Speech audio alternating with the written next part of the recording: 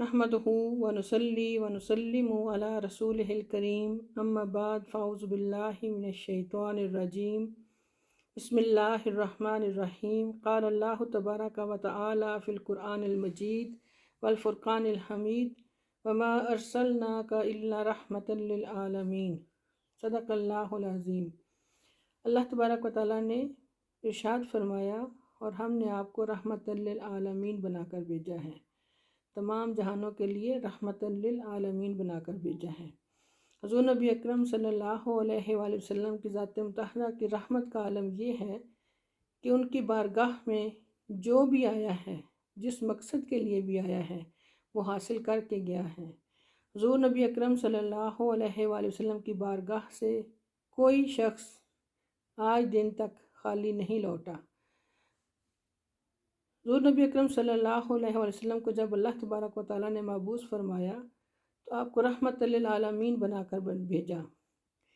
کافر، مشرک، دشمن بھی آپ کی بارگاہ میں اس یقین کے ساتھ آتا تھا کہ آپ کی بارگاہ سے مجھے پناہ مل جائے گی۔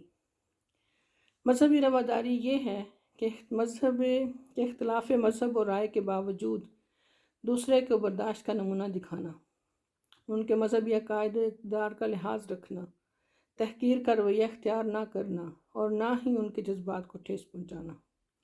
اسی طرح اعلیٰ انسانی برتاؤ بھی مذہبی رواداری میں شامل ہے۔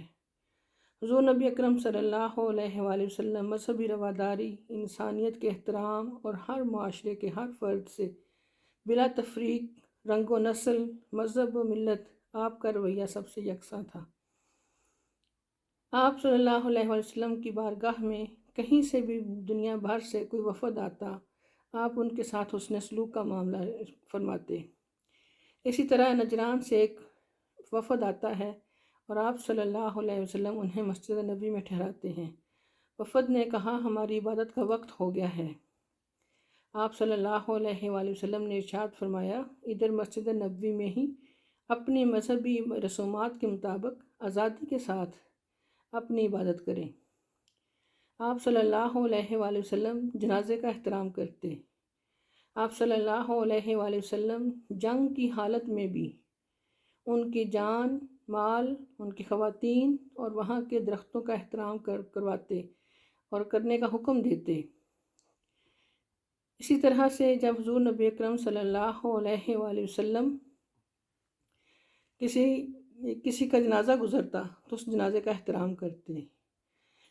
حضور نبی اکرم صلی اللہ علیہ وسلم نے فتح مکہ کے موقع پر بھی کسی کو نقصان نہیں پہنچایا، یہ نہیں کہا کہ دین میرا اسلام نہیں قبول کیا، مجھ پر ایمان نہیں لائے۔ اس کے بدلے میں آپ نے کوئی ایسا اقدام نہیں اٹھایا کہ جس سے اگلے کو نقصان پہنچے۔ آپ صلی اللہ علیہ وآلہ وسلم کی رحمت للعالمین کا عالم یہ تھا کہ آپ صلی اللہ علیہ وآلہ وسلم نے ارشاد فرمایا فتح مکہ کے موقع پر کہ جس نے اپنا دروازہ بند کر لیا یا جو ابو سفیان کے گھر میں داخل ہو گیا اس کو پناہ مل گئی، اس کو امان مل گئی۔ آپ صلی اللہ علیہ وآلہ وسلم کی ذات مقدسہ اتنی عظیم اور بابرکت ہے، رحمت ہے، عظمت ہے، محبت ہے کہ جو بھی آپ کی بارگاہ بے کس پناہ میں آتا اپنے آپ کو محفوظ سمجھتا تھا۔ آخر میں یہ کہنا چاہوں گی کہ آج اس پرفتن دور میں اگر کوئی حضور صلی اللہ علیہ وآلہ وسلم کی مذہبی رواداری کی سنت کو اپنائے ہوئے ہے تو وہ اس دور کی عظیم ہستی حضور شیخ الاسلام پروفیسر ڈاکٹر محمد طاہر القادری مدد اللہ العالی ہیں۔ آپ کی دنیا بھر میں جہاں جہاں سینٹرز موجود ہیں وہ ہمہ وقت ہر مذہب اور ہر ملک و ملت اور ہر شخص کے لیے ہمیشہ کھلا ہے۔